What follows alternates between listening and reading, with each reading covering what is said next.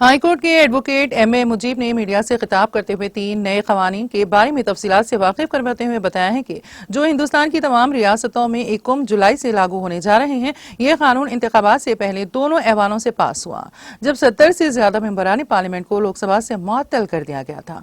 उन्होंने कहा है कि हमारे पास 3 नए कवानीन आए हैं जिन पर कल से अमल दरामद होने जा रहा है। कुछ मसाइल का सामना भी करना पड़ेगा और मसाइल भी सामने आएंगे। ये तीनों कवानीन मजीद करप्शन को जन्म देंगी।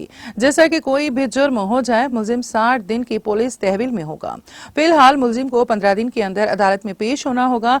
कल से तब्दीली होगी। देखना यह है कि इस 3 नए कवानीन में मजीद क्या चीजें आएंगी।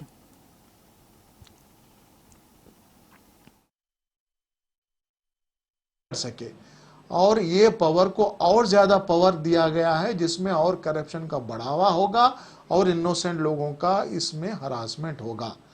तो मैं ये चाहता हूं कि ये तीनों कानूनों को लागू करने के बजाय जो हमारे पुराने कानून हैं, जैसे कि criminal procedure code, Indian penal code, Indian evidence act, ये कानून को और ह्यूमन राइट्स के प्रोटेक्टर के लिए क्या करना चाहिए, ये करते हुए ये तीनों कानूनों के अमलावरी पे रुकावट डालेंगे तो अच्छा होगा। कि ये तीनों कानून को लाना चाहती है तो इसमें जो आवाम की आवाज़ है, जो जुडिशरी से जुड़े हुए जो स्टेक होल्डर्स है, जैसे कि एडवोकेट्स है और जितने भी ये फील्ड से वाबस्ता हैं, उन लोगों के जो एतराज़ात है, वो एतराज़ात को कंसिडर करते हुए ये कानून में भी तरमीर करते हुए इसको बहुत ह्यूमन बनाया जा सकता है। इसके लिए कोशिश करना मुनासिब होगा, वरना ये बात वही हो जाएगी कि world wine in new bottle हो जाएगी।